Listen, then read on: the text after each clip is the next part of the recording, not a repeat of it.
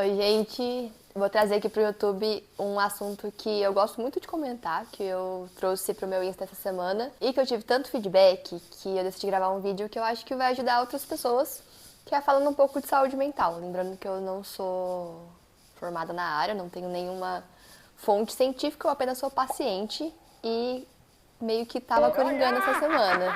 Agora tá todo mundo aqui, ó, a galera toda reunida. Eu vou começar dando o contexto do porquê eu comecei meu tratamento psiquiátrico e psicológico, que foi durante a pandemia, que coincidiu com a época que eu comecei a jogar poker, 2020. E assim, o contexto era todo mundo em casa, sem ter o que fazer para trabalhar, sem ter como ganhar dinheiro. Eu já tinha entrado para card, então eu já queria trabalhar com poker, mas eu não tinha pretensão de viver só disso tão rápido, porque sabia que era difícil, não sabia se eu realmente levava jeito pra isso, se ia dar certo ou não. Mas como eu entrei na card no final de 2019, começo de 2020, tudo fechou, então só o que tinha pra fazer era jogar poker.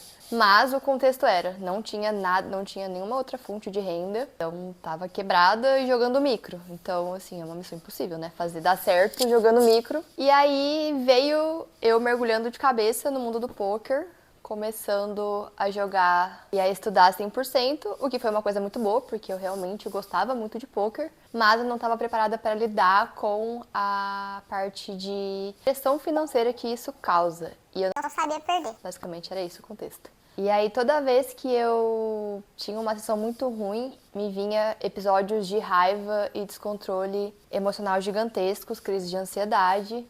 E nessa época eu fazia, um pouco antes já, eu fazia acompanhamento com um psicólogo, mas não era o suficiente, e aí então eu fui procurar psiquiatra, porque eu entendia que aquilo não era normal, que estava errado, isso que eu estava sentindo. Não era certo eu ter um dia, assim, de dia que eu perdia e ter um dia extremamente bom, um dia que eu ganhava. E a gente sabe que quando a gente tá jogando poker, a maioria das vezes a gente tá perdendo. 70% das vezes a gente tá perdendo e 30% das vezes a gente tá ganhando. Então não é viável você viver feliz quando você tá nesses 30% dos dias bons e viver em dias péssimos quando você tá tendo esses dias ruins. E aí eu procurei psiquiatra. Aí foi esse contexto de uma pessoa que foi jogada, assim, que eu queria muito jogar poker, na verdade, mas eu fui exposta a 100% de poker no início e tive que aprender a lidar com a natureza do jogo, que isso ninguém ensina a gente no começo, né? Eu tinha poucos amigos do poker nessa época também, pessoas que eu pudesse conversar. Tinha o meu ex-namorado e os amigos dele, só. E aí, depois, com o tempo, eu fui fazendo amizade com a galera do time, procurando ajuda psiquiátrica, né? Foi minha primeira vez na psiquiatra. Eu tinha muito tabu nessa época. Eu achava que, assim, só quem ia em psiquiatra era quem era louco. Tinha vergonha de estar indo ao psiquiatra, mas eu sabia que eu precisava e não dava pra ficar daquela maneira, né? Nessa época eu quebrava mouse, daí eu socava a mesa, e como eu quebrava mouse, não dava pra quebrar mouse porque é caro. Aí eu comecei a socar a mesa pra não quebrar o mouse, aí machucava a minha mão.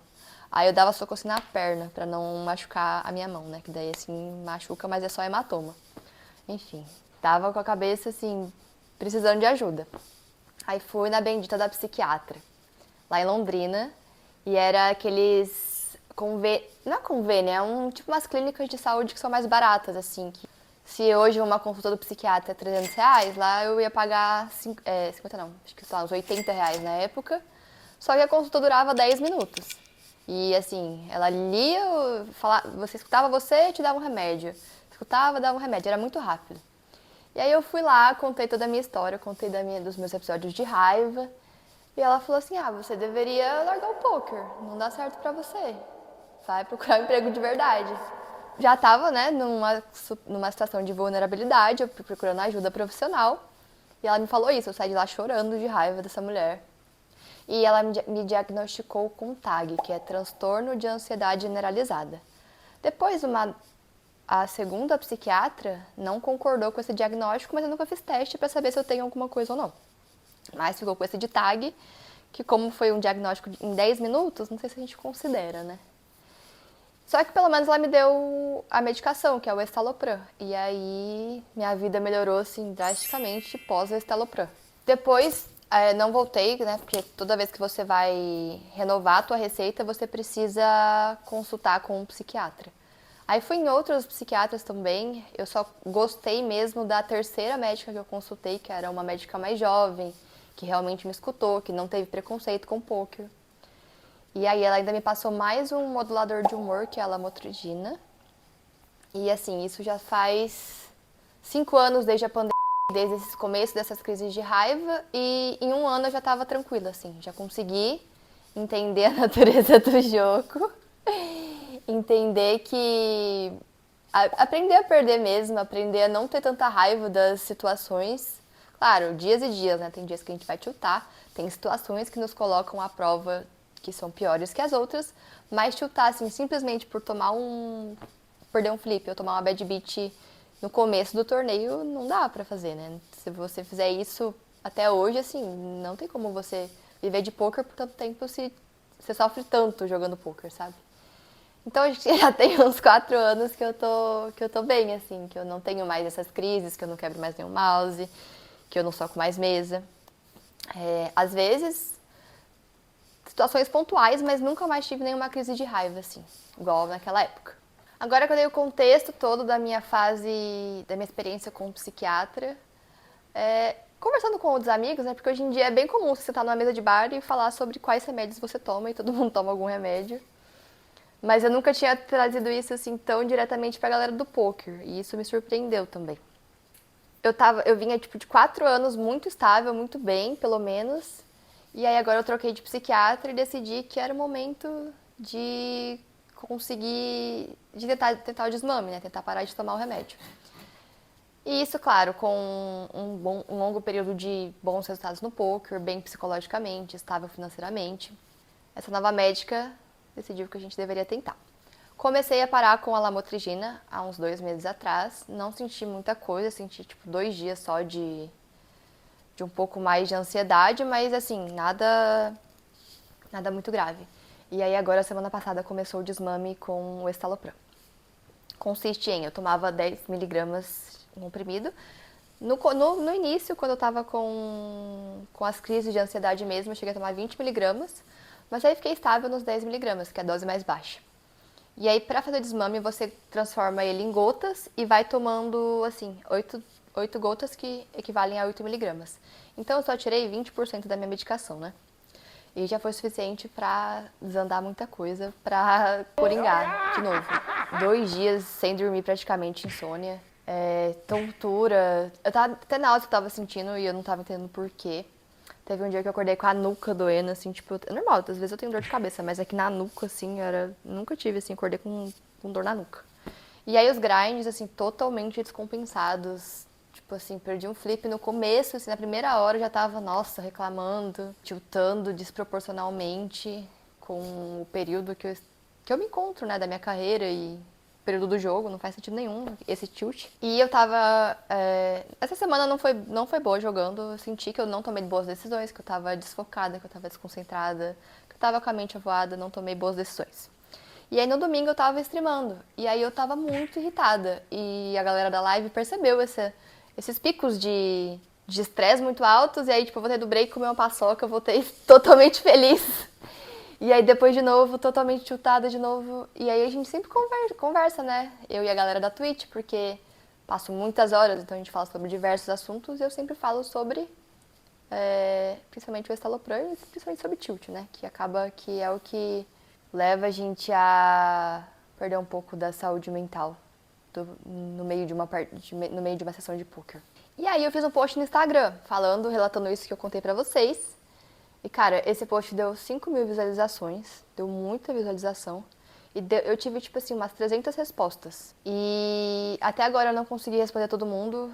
Agora que saiu do ar o meu stories, e eu tô respondendo, porque daí a pessoa responde, você responde de volta, e aí você fica conversando, né?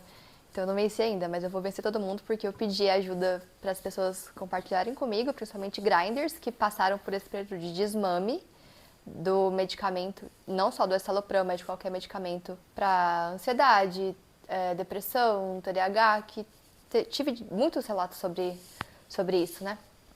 E me surpreendeu, muita gente toma. Não tanta gente conseguiu parar com a medicação e continuar o grind.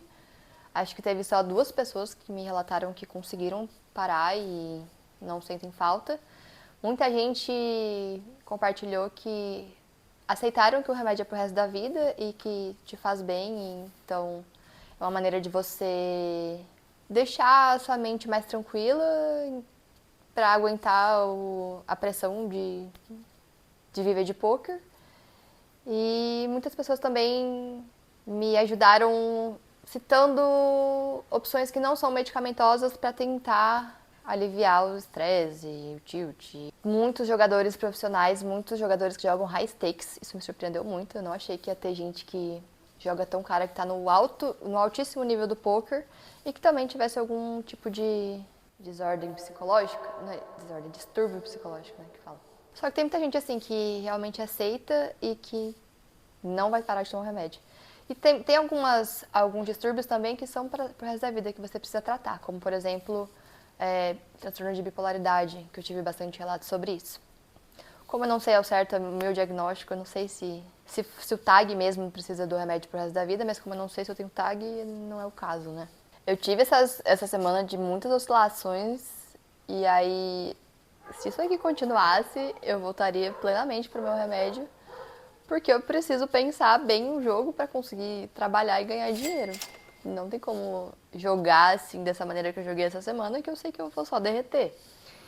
Então, é claro que foi a primeira semana, pelos relatos que eu tive de pessoas que fizeram um desmame. Demora, assim, até 1 mês, 2 meses para começar ao teu cérebro normalizar também, né? Com essa retirada, claro que gradual, mas com essa retirada da substância que faz o teu cérebro ficar ali 100%. Eu tava assistindo uns vídeos também sobre o assunto de uma psiquiatra. E assim, no início, quando a gente tá tendo essas crises de... O escitalopram, no caso, ele é um antidepressivo, né? Então, uma crise de ansiedade ou de depressão, porque ele trata as duas coisas. O escitalopram, ele vem suprir um nutriente do teu cérebro que tá faltando. E aí, quando normaliza, você começa a retirar ele, ele sai também da zona de conforto dele e até voltar a produzir esse nutriente, ele vai ter essa série de efeitos colaterais, né? Então, assim, eu vou tentar por mais um tempo, até porque já passou a primeira semana, então teoricamente já passou a pior fase. Mas se eu ver que não tem jeito, eu vou voltar pro medicamento sem culpa nenhuma, assim. E eu acho que o mais importante do que, claro, viver com o medicamento pro resto da vida é você ter uma boa qualidade de vida. E principalmente para quem precisa do cérebro para trabalhar, que é o caso de quem joga poker, pode não parecer, mas a gente usa o cérebro.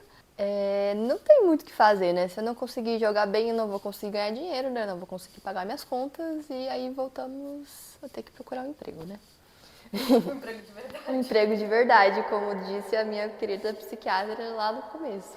E como não é o intuito, eu prefiro voltar a tomar medicamento e só seguir.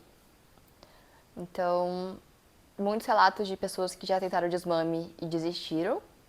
Poucos relatos de quem conseguiu tirar o remédio. E, claro, né, tentar outras formas que você pode de melhorar a sua saúde mental, que é exercício físico, terapia, isso eu já faço, alimentação saudável, meditação, que eu já tentei muito no começo, lá no início da minha carreira, nunca consegui ficar em silêncio por mais de 5 minutos. O que mais que me indicaram? CBD, que é o canabidiol, nunca tomei, mas eu fiquei bastante curiosa. E autoconhecimento, né? Leituras de livros sobre o nosso cérebro mesmo, sobre como melhorar como pessoa, me indicaram bastante esse tipo de coisa. No começo, eu lembro que o que me ajudou muito foi ler O Andar do Bêbado, que é um livro que fala sobre a variância da vida, assim, a aleatoriedade das coisas. Como que uma pessoa pode se dar bem na vida ou pode se dar mal na vida. E sobre a teoria dos jogos, que é basicamente matemática e probabilidade. E isso pode ser muito bem aplicado ao poker. Então ajuda você a entender que você ganhar no poker não depende só de você, apesar de depender muito de você. Então ajuda também a tirar esse peso de eu sou azarado. Claro que não é o meu caso, porque eu tenho sorte. Mas no começo eu sentia isso. Então não tem isso, tipo, de azarado ou de sortudo. Tem, mas você tá se colocando numa situação que você tá se colocando numa situação no poker todos os dias para que você ganhe um torneio. Claro que para ganhar um torneio você vai precisar de alguma sorte, mas você se coloca nessa situação. Você faz as melhores jogadas, você faz as jogadas mais lucrativas, então você também no final tem mais sorte, mas você se colocou nessa posição. É claro que eu não vou citar nomes, né? Porque eu abri o local e as pessoas se sentiram seguras pra dividir com elas, mas assim, ó, tem um relato. Eu tenho 13 anos de poker, então é bem difícil eu full tiltar. Acontece normalmente por pressão financeira, e o remédio ajuda muito a manter uma linearidade. Quando a gente vive de uma coisa que faz a gente swingar o humor em minutos, ganha uma race importante e fica feliz. Numa tela, cai de outra reta final em outra, fica frustrado. Alguém caga na nossa cabeça, a gente xinga até a alma do cara. Alguém te doa dinheiro, a risada sem parar. É loucura completa viver disso. E isso me fez refletir mesmo que, cara, a gente oscila muito a nossa cabeça jogando poker em uma sessão de 8 horas. É isso de adrenalina, de você passar um blefe gigante numa reta, teu coração vai a mil.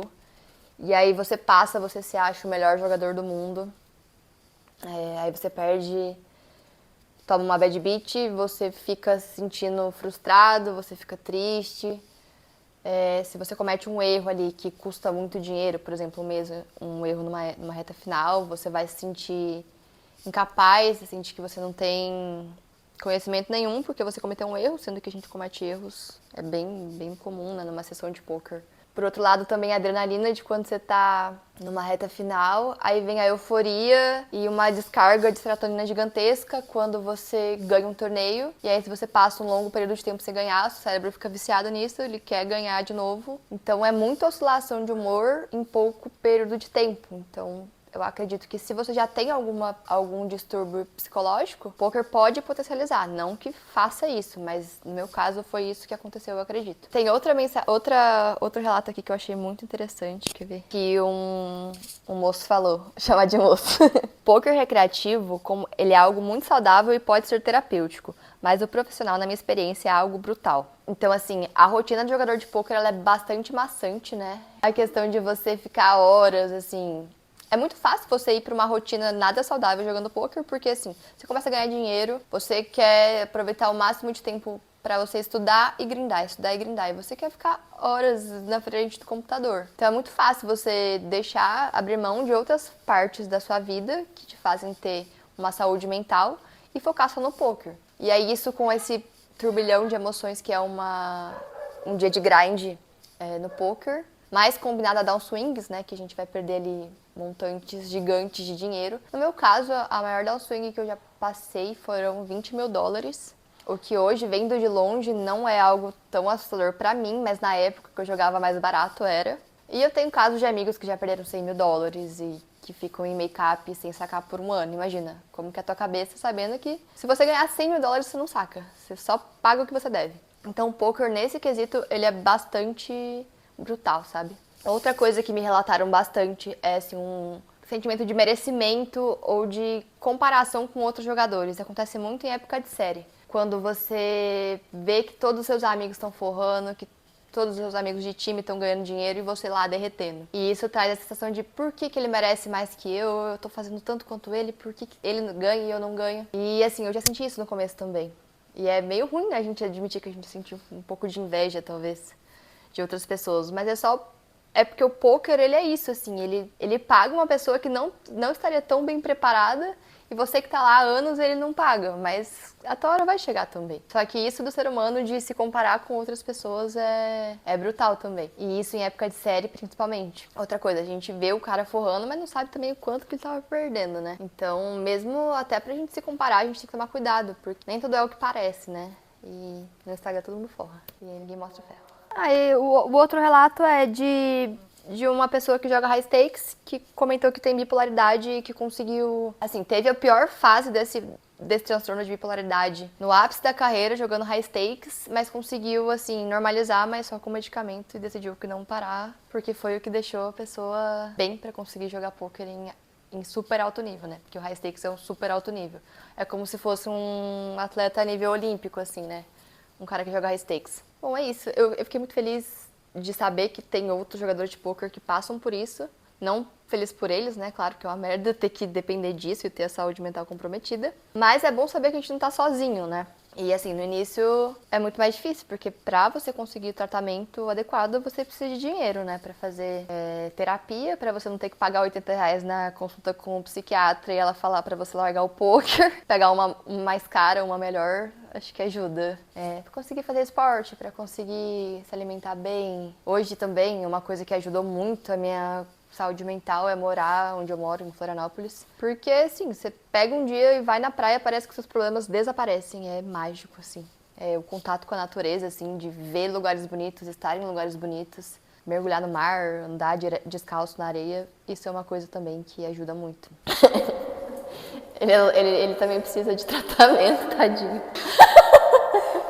Então, se você tá começando a jogar poker e tá dando de cara com essa fase que é não entender e ter raiva do jogo e descontar às vezes essa raiva em outras pessoas, em outras coisas, em mouses, você pode procurar ajuda no SUS, você consegue acompanhamento psicológico e psiquiátrico. Claro que a gente começa pelo psicológico, nem sempre você precisa do psiquiatra, mas às vezes sim, né? Então é importante saber que o SUS também conta com esse tipo de auxílio. Claro que vai demorar um pouco mais, né? Mas você consegue. E eu também, no começo, eu comecei a fazer terapia com a minha psicóloga e ela fazia umas consultas... Como é que fala? Consulta... Valor social. E daí era baratinho, assim, era tipo R$50 a consulta na época. E foi o que me ajudou também bastante. Fora isso, conversar com outras pessoas que têm mais experiência ajuda. E o que ajuda também, claro, depois desses 5 anos, quase 6 anos de carreira, é entender que apesar do poker te bater bastante, né? Você sair de dias que parece que tudo deu errado e você só perdeu dinheiro,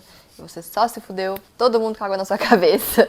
É exercer, assim, um sentimento de gratidão. Isso, claro, eu me cobro muito, às vezes, de eu estar com raiva e reclamando, eu paro e falo, olha onde eu moro, olha o que eu faço pra trabalhar. Eu trabalho da minha casa, do conforto da minha casinha, da minha cadeirinha gamer, com a minha mesinha ali. E eu ganho muito bem pra média da população brasileira, então eu trabalho com uma coisa que é divertida. Eu não preciso ficar escutando ordens de chefe, não preciso pegar nenhum tipo de transporte pra chegar no meu trabalho. Eu posso viajar jogando poker. Então, é sempre se lembrar mesmo do que o poker nos proporciona também, do que o poker nos traz de alegrias. E que os dias ruins todo mundo tem, que tiltar todo mundo vai tiltar, é claro, né? Sem tentar destruir nada, porque também tive muitos relatos de pessoas que quebraram monitor, mouse. Cara, monitor nunca quebrei, mas imagina. Mouse já é caro, imagina um monitor você quebrar no momento de raiva e depois se sentir um idiota porque você quebrou, né? E então é mais isso, assim, depois de você aprender a lidar com os seus problemas psicológicos. Aí, ó, ele precisa também de psicólogo, esse cachorro. Ele tem ansiedade também. Parece papo de coach, mas é realmente fazer esse exercício de lembrar de como você gosta de jogar poker, como você largou o emprego, largou outros sonhos pra viver de poker e que o poker também traz muitas coisas boas. Apesar dele bagunçar muito nossa cabeça, mas assim, em 2025, no Brasil, acho que ninguém tá bem psicologicamente, né, galera? Então, acho que o poker, ele pode ser duro às vezes, mas ele também traz muitas coisas boas e eu amo viver disso. Ainda bem que eu não escutei a psiquiatra que mandou eu largar de poker, porque realmente eu sou muito feliz. Agora eu só preciso, né, nessa parada do desmame, reaprender a lidar com as minhas frustrações no poker sem o medicamento me auxiliando como uma bengala mesmo, né? E é isso, espero que tenham gostado. Tentei trazer um pouco dos relatos que muita gente mandou, eu respondi 300 mensagens no meu Instagram e eu quero responder todo mundo porque eu pedi ajuda, né? Então, nada mais justo do que eu realmente responder e conversar com todo mundo. Só que eu não tô dando conta. Eu me senti muito famosa falando isso, né? Bom, é isso. Eu trouxe um tema diferente hoje pro YouTube. Espero que tenham gostado. Se você gostou do assunto, comenta aqui se tá passando por alguma situação parecida. Encaminha esse vídeo pra alguém que você acha que tá precisando dele. E espero que você fique bem.